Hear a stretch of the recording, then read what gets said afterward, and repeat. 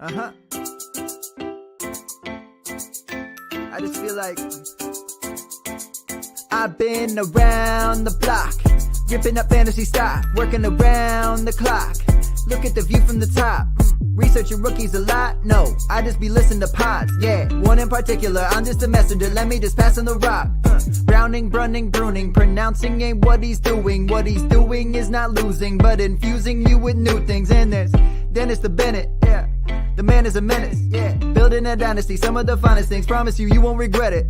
Sly as a fox, cultured in pop. Give him his props. Here is a thought, here is a box, and you cannot compare them at all. So don't even try. Careful with the news, but when you use a take, I take up Tony Fire. I mean Dyer, because anyone else is a huge mistake. Whoa, fantasy round table, fantasy round table, yeah. Fantasy round table. Come take a look at the crown, baby. Hey, fantasy round table, fantasy round table, woo. Fantasy round table. Come take a look at the crown, baby. Go. Hello and welcome to another episode of the Fantasy Football Roundtable Podcast. It is Monday. Teams are in camps, which means we are flush with news. And today we are turning our sights to the NFC South. But Dennis is here with me. Dennis, how was your weekend? Dude, my weekend was awesome. I avoided having to mow the lawn myself. My kid finally did it. I don't even remember I feel like I just spent the weekend dodging the wife's honey-do list. Did a little bit of pool time. Overall, I had a good weekend. I'm looking forward to next weekend. My son's band makes their debut with their new lead guitarist at a new club to expand their horizons. And then I think then about a week after that, maybe 10 days after that, my oldest son, his band is playing a show. So I'm looking forward to it. Getting myself primed up with the metal because in November, me and the family are all going up to Detroit to see Metallica and who's opening for them? Pantera. So we're pretty stoked about that. Nice family heavy metal trip. A lot of concerts there in your future. We do have, as I mentioned, some news. Teams are in training camp and making designations, and that comes with some stuff. Hey, Before we jump into that, how about you? How are you doing? Doing okay. Is it still hot as balls out there? Is it raining like crazy? So I'm not actually in Colorado today. I'm in Arizona, and there is a heat advisory. It definitely is hot. It's been 111 or greater the couple of days I've been here. Including today. And in a little while, I have to make I'm looking at it out my window, probably like a 3/4 of a mile trek to our dinner location. And I'm not looking forward to it. Call an Uber. I lived in Phoenix, man. Even back, and it's probably been 25 years, or must have been married 23. So 30 years, maybe 35, 40 years, maybe. I lived in Phoenix, before it got as hot as it is. And it was hot then. They like to say, oh, but it's a dry heat. I always say, yeah, so's an oven. Yeah, and it definitely feels like an oven. So going back to, we've gotten some news reports. One of the first ones that came out, J.K. Dobbins was put on the PUP list for the Ravens. The Ravens also subsequently signed Melvin Gordon. Does that give you any pause? I paused to chuckle. I do not think Melvin Gordon poses a threat to J.K. Dobbins. And if people do believe he poses a threat to J.K. Dobbins, all the better. I get it. Melvin is he's the new Latavius Murray. If something happens, Melvin can step in. He's going to be a serviceable volume back. He can play on all three downs, but there really isn't any there anymore with Melvin. He's not explosive. He's just a guy that, you need 2 yards, he'll get you 2 yards. You need 3 yards, he'll get you 2 yards. He's turned into what Zeke is and stuff. I'm not worried. JK is going to be fine. He at least he's got Rashad Bateman to take the focus off him. Yeah, I'm not really that worried either. I mean, Melvin Gordon, a lot was made of him signing with the Chiefs after he left the Broncos, and we didn't even see him suit up. Did get a Super Bowl ring, but that was about it. I think this is more a hedge because Dobbins has been unhappy about his contract situation. So I guess we'll see how that plays out. Speaking of the Chiefs, one practice in the books, and of course, Kadarius Toney is already ailing. A report came out today. He's expected to be ready for the regular season, but could miss a lot of training camp and preseason. A worrying early sign? I mean, there are certainties in life. The sun will come up. It's hot as balls in Phoenix, and Kadarius Toney is going to be injured. So, Sky Moore to me is the receiver you want. I completely get the upside with Kadarius Toney. Super explosive. But for what I think you have to invest in him, whether it's in redraft or dynasty startups, I just can't stomach it. I like what he does when he's out there and playing, but we saw it last year. Like, he can look great for a couple of plays, and then he could just be done for a few weeks. I don't know, man. It's just the synapses aren't quite connecting there for what the opportunity he has is, and I like the if I'm judging it just on talent, phenomenal reliability. He's an AMC pacer. Yeah, I mean, that was part of why he washed out with the Giants, was he just couldn't stay healthy to get on the field, was only minimally healthy when he went to the Chiefs last year. So, I'll believe he's going to make a big contribution on the field when we can see it. Another piece of injury news, Nyheim Hines busted his knee and is out for the year. They still have James Cook and Damian Harris there, but how does this impact the Bills' backfield? It doesn't. I mean, Nyheim Hines was a special teamer. He's a kick returner, punt returner. They're going to they'll bring in somebody else to play the 3 offensive snaps per game that they sub Nyheim Hines in. I don't get the people freaking out. I mean, he isn't as good at what James Cook does as James Cook, and he's not nearly as good at what Damian Harris does as Damian Harris. And as a runner, he's nowhere near as good as what Josh Allen does. So I think we saw last year, it wasn't that they were like, oh, we've got to give him time to get acclimated to the offense. He was there for a little while, and they showed us this is the role we see him in. He'll get a few offensive snaps, and maybe he busts a big play.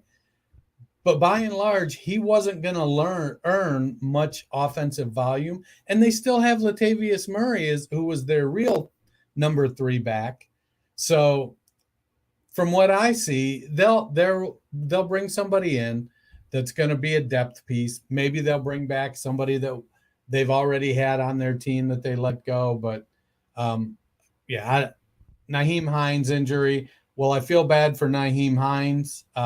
It affects the Buffalo special teams a heck of a lot more than it does the Buffalo backfield. Yeah, I think it was going to be Cook and Harris as the primary guys. I still think that too. Well, today we are turning our previews toward the NFC South, and that means starting with the top of the division, and that was the Tampa Bay Buccaneers. In 2022, they were 8-9, which was good enough to be first in the NFC South, though they lost in the wild card round.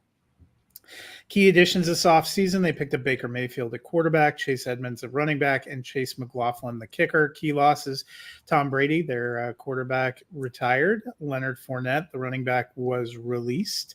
Keanu Neal, the safety, went to the Steelers, and Scotty Miller, the wide receiver, went to the Falcons. Key rookies, they picked up Kalijah Cansey at defensive end and Cody Mock at tackle. They also drafted wide receiver Trey Palmer. Fantasy assets, Baker Mayfield was quarterback 29, splitting time between the Panthers and the Rams last year.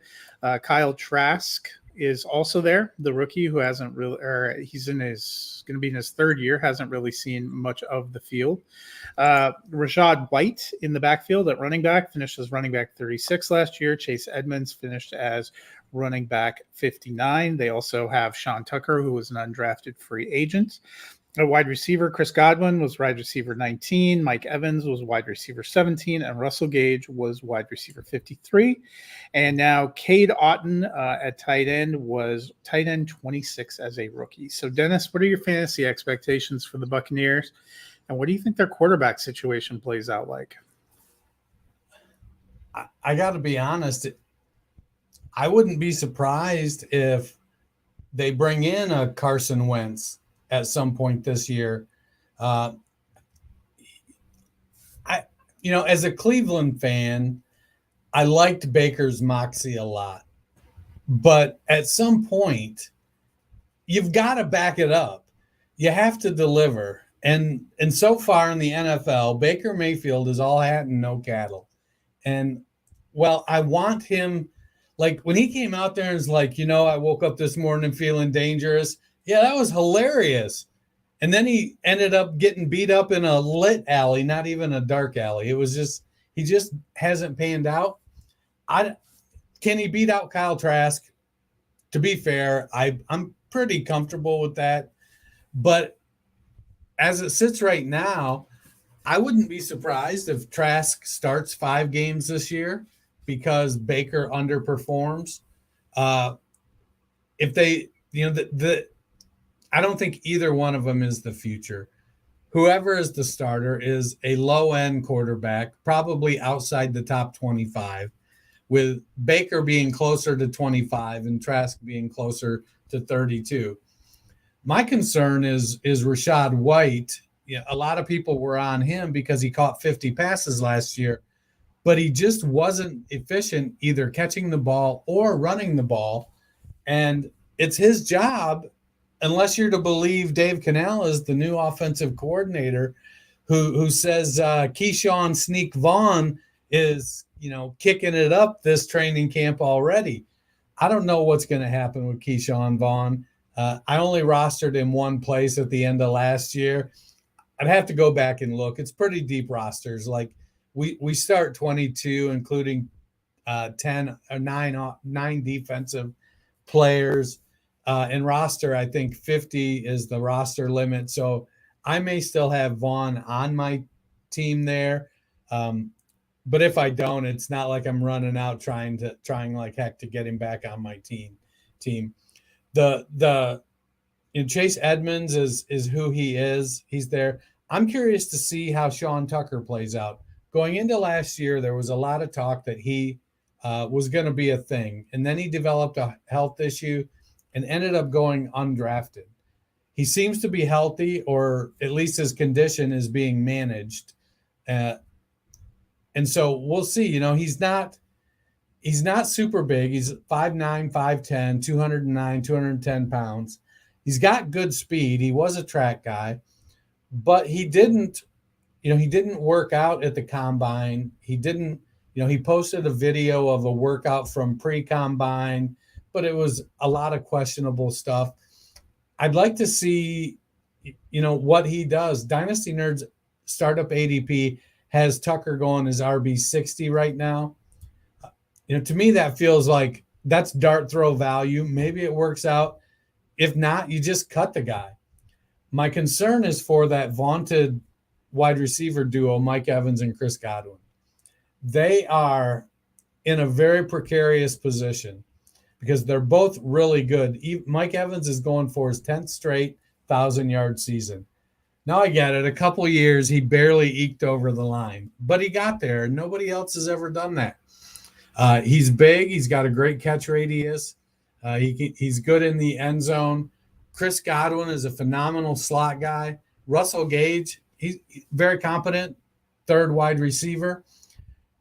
But is Baker Mayfield, Kyle Trask, is Baker Trask going to be able to get him the ball? Get them the ball? That's a great question. There's not a big difference between Dynasty Nerds and Fantasy Pros right now. Fantasy Pros has Godwin at wide receiver 25, and in startups on Dynasty Nerds, Godwin's going as wide receiver 31. A little bigger difference for Evans. Evans is getting up there in age. Fantasy Pros has him at wide receiver 30.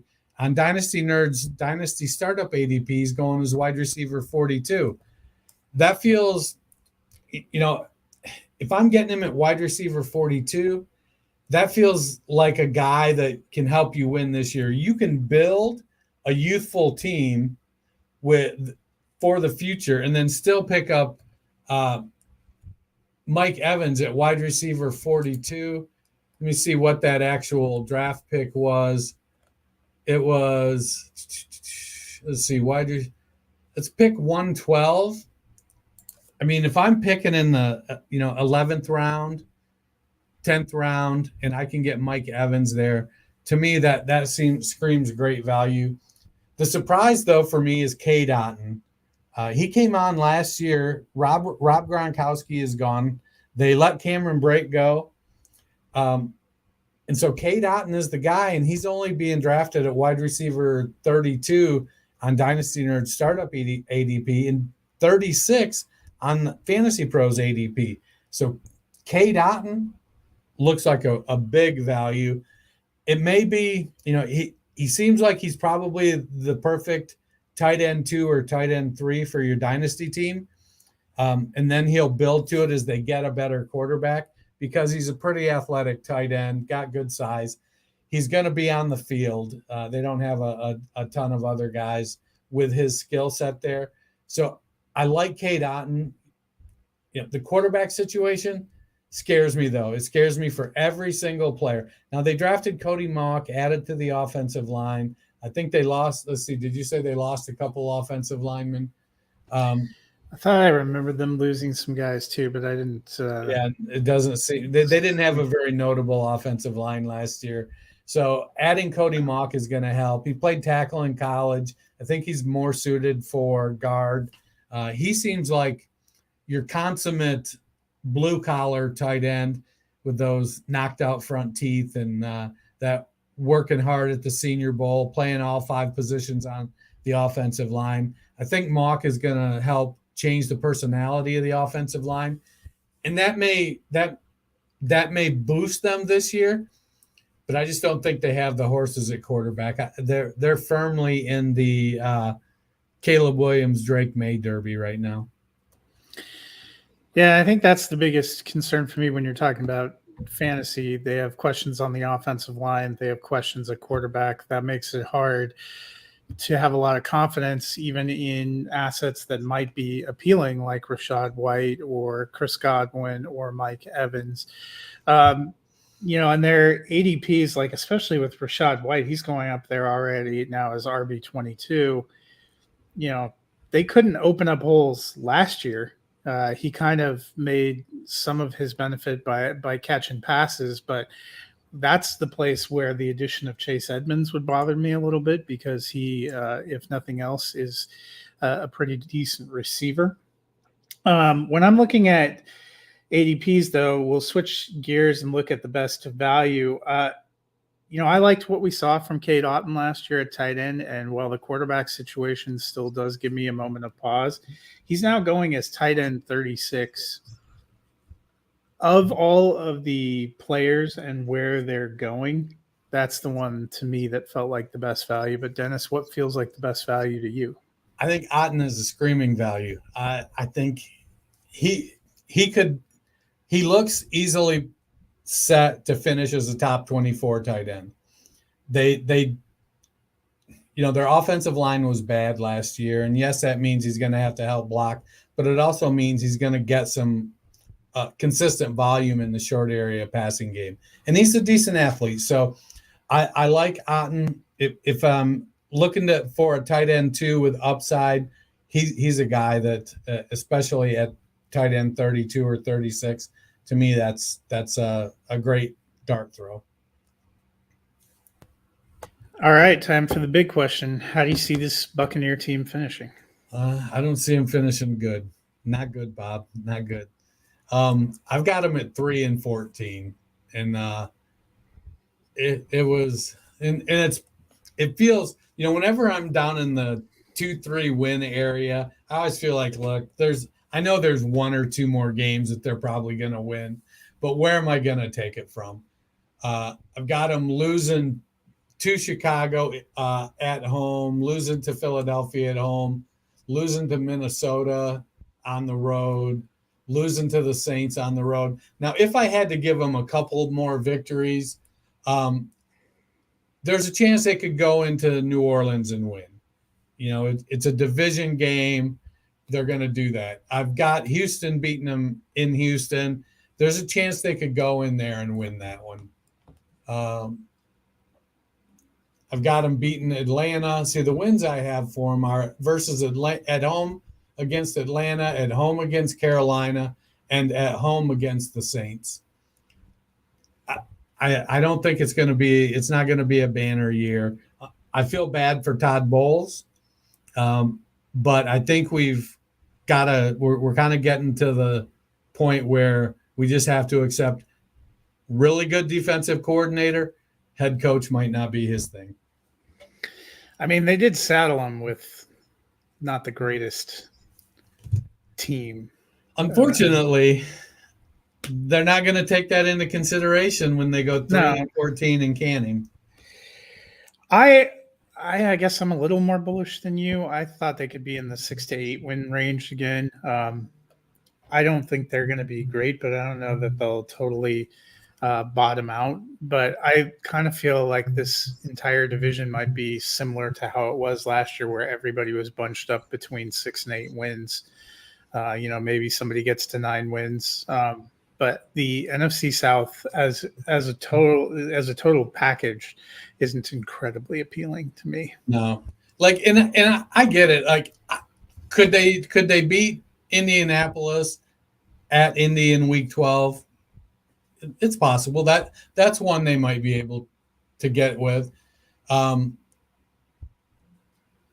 got Carolina beating them at home and at Carolina in Week 17. Could they get that one? Maybe that's possible. So there are probably 4 more winnable games on their schedule. I just feel like those teams their trajectory is heading in the right direction versus Tampa, whose trajectory is not. Well, we'll move on to our second team, which the second place team was actually the Carolina Panthers.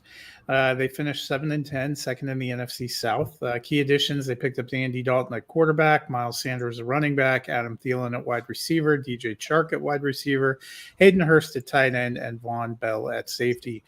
Key losses: DJ Moore, wide receiver, went to the Bears, as did running back Deonta Foreman. Quarterback Sam Darnold went to the 49ers. Key rookies: they had the number 1 overall pick thanks to a trade with the Bears, and they snagged Bryce Young at quarterback. They also got Jonathan Mingo, the wide receiver. So key fantasy assets: they have Bryce Young, who's a rookie. Andy Dalton was actually quarterback 22, mostly for the Saints last year. Running backs: Miles Sanders was running back 15 for the Eagles. Chuba Hubbard was running back 53. Adam Thielen was wide receiver 30 in Minnesota. DJ Chark, wide receiver 75 in Detroit. Jonathan Mingo is there as a rookie. Laviska Shenault was wide receiver 95, and Terrace Marshall Jr. was wide receiver 88. And then Hayden Hurst was tight end 21 with the Cincinnati Bengals. So, Dennis, what are your fantasy expectations for the Panthers, and what are you hoping for from the Bryce Young era? So I'm not as high as as a lot of people on Bryce Young. I get the whole, I've always been a short quarterback. I get it. We'll see. He processes fast. Great. Let's see. To me, he feels like a mid to high end QB2. I don't think he's going to provide much in the running game. I think we've seen with small quarterbacks that do provide something in the running game. Kyler Murray is a prime example. That gets taken away from him on a fairly regular basis due to getting banged up. So I think if Young is going to be successful, it's going to be on a balanced offense. Now, I like the coaching staff. I think he's got a great coaching staff there. They did put some players around him, though there's not really any marquee receivers. Could Mingo step up and take a leap and become a high-end wide receiver too. Probably not this year, but I think he's got some really good physical talent. His production profile in college, though, just wasn't great. I don't think Thielen has a ton left in the tank, but I think he's still a really good possession receiver, and he's going to do well in the short area. Chark is still fast. He's still 6'3", and he's still inconsistent. I'm not expecting a whole lot out of Laviska Shenault or Terrace Marshall. To be fair, anything they give the Panthers is going to be a surprise, and it's just gravy. Hayden Hurst, though, he's not an elite tight end, but he's very solid. He can play in all three downs. He provides a lot of safety, and I think Hurst and Thielen out of the slot is going to give Bryce Young. It'll give Bryce Young a lot of opportunity to be able to keep himself healthy by making short throws. The downside of that is I could see several of those throws being on 3rd and 7, picking up 5. So it's going to be a double-edged sword. But Hurst could get the volume to be a tight end 1 this season. Mingo, to me, that's the real surprise. We'll see how he develops in the NFL. I think everything comes all the way back around to, can Miles Sanders repeat his 2022? He went to a place where he doesn't have much competition in Chuba Hubbard or Raheem Blackshear or any number of nondescript backs behind him.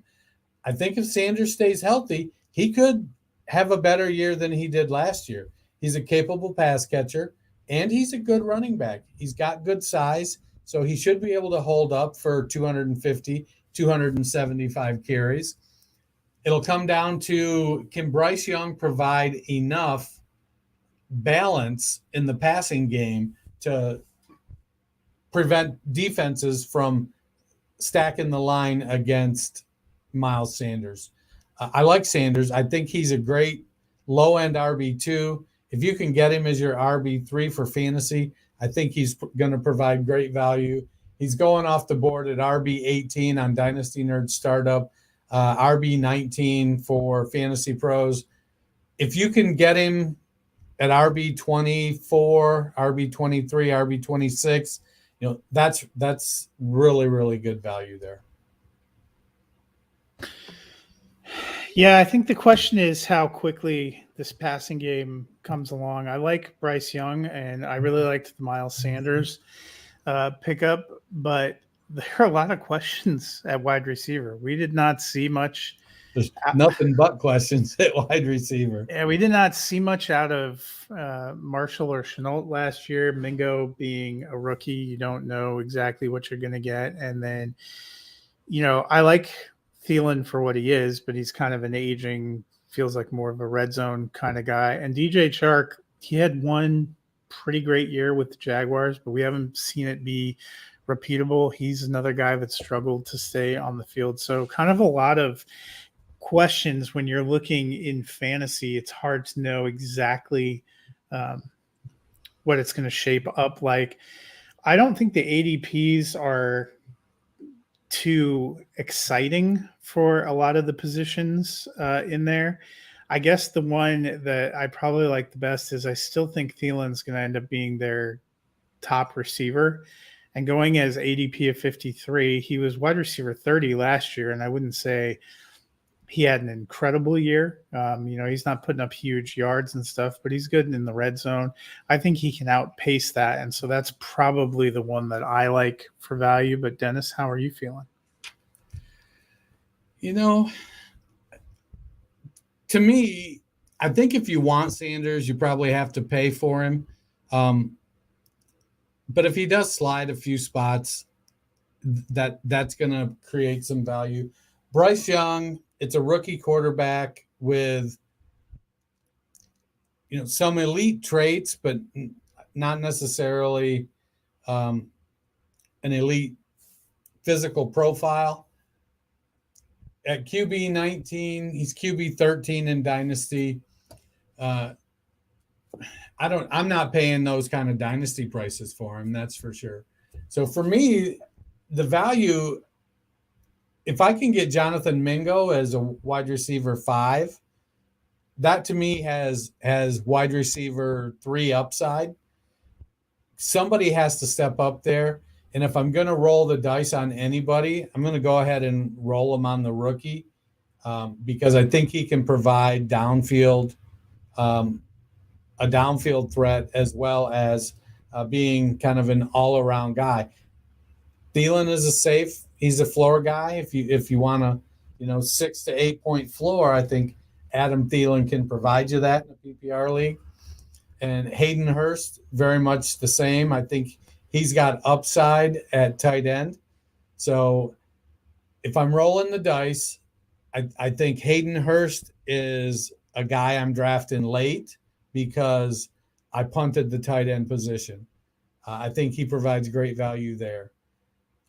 Sanders, it's only if I believe he's going to outperform that ADP by 10 spots. If I'm buying that, then he's a really good value going as RB 18. Yeah, I mean, you kind of touched on him. Hayden Hurst would have been my second, just because somebody's gonna have fantasy value in the pass catching group. But that brings me to the Panthers were 7-10 last year. How do you think they finished this year? I think it's a down year for the entire division. I've got the Panthers at 5-12. Could they? I've got Atlanta taking a little bit of a step, finishing second. I think the Panthers are going to be the third place team in the division. I think long term that's good for them. Then they boost up their defense next year. Maybe they're in a position to add a top tier wide receiver, whether it's through free agency or through the draft. They like Sanders, and it showed in what they paid him. So he got what, a 4-year, $24 million deal. And while I'm sure they can get out of it after a couple years, to me that shows that they feel confident enough in him that they'd like to have him around for 2 to 3 years at least. Yeah. To me, the hardest teams, some of the hardest teams to rank were some of these NFC South teams, especially the Saints, the Panthers, and the Buccaneers, because there are just so many variables. I'm kind of with you. I like Atlanta a little bit, although them seemingly kicking the tires with other quarterbacks gives me a little bit of pause. We will talk about them on Friday. But the Panthers, I think anywhere in that 5 to 7 win range, right about the same spot. I think they'll be frisky at times. If everything comes together a lot better than we expect, they could get up. I could see a case for them getting to 8 or 9 wins and competing for the division. But I think I'm closer to being with you for this point in time. So, man, when I was doing my prep, so my process is I will copy over the sheet that you do and then put my notes with the questions and the ADP and whatnot. And then if there's any other stuff I think is newsworthy, I put it on your original sheet. Well, I did that backwards today. And so there were a couple other newsworthy-ish items that I had put on the sheet, but turned out I put them on my sheet, not your sheet. So did we talk about Garoppolo's foot last week and him being cleared for camp? I thought we did, that he got cleared. Okay. I couldn't remember. Because I know we recorded the show on Wednesday. So Josh Jacobs not reporting to camp, he said. I mean, Saquon said the same thing. I'm not that surprised. Those guys, they haven't signed their franchise tender. I would think if they do end up signing it, they're going to come in closer to when the season starts. What are your thoughts on the RB summit that Austin Eckler put together? I mean, I hope it made them feel better. I don't know if that improved their leverage. I think it was interesting. I saw a quote by Nick Chubb, and I'll paraphrase. He basically said, yeah, it kind of sucks, but the system is what the system is, and we are where we are. We're not in a position to be able to do a whole heck of a lot about it. So I agree. Unfortunately, I think that some of these guys are just unfortunately not gonna reap the benefits of the next collective bargaining contract. And then lastly, Matt Bruning's boy, Jay Sternberger, reportedly is signing with the Buffalo Bills. What's that do to your Dalton Kincaid shares? I don't really see Jay Sternberger doing much. Yeah, I don't know. I felt like he's came into the league as that kind of prototypical athletic slot tight end, and then he had that pretty bad injury and that booted him out of the league. I don't know what it does there, whether he'll be able to surpass Kincaid. Kincaid, what, he's got second round draft capital? No, he was a first round pick. Was he a first round pick? And they have Dawson Knox there too. I'm not right.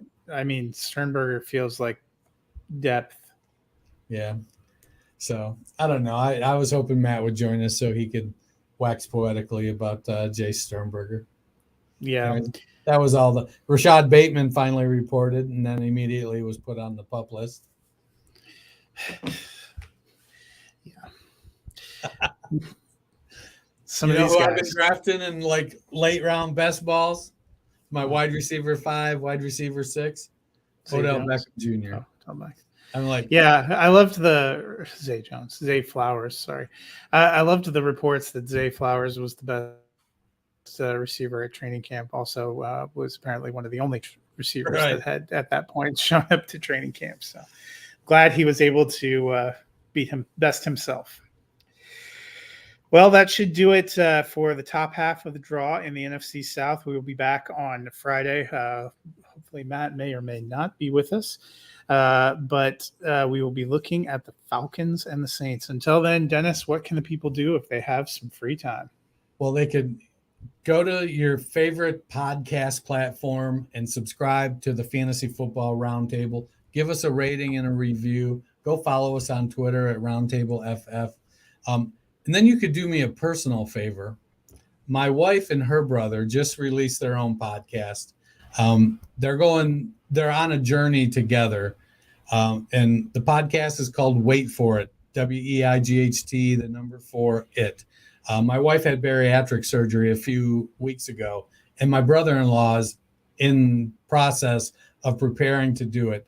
And so they are sharing the trials and tribulations of their journey with everybody that listens. So go give them a listen on your favorite.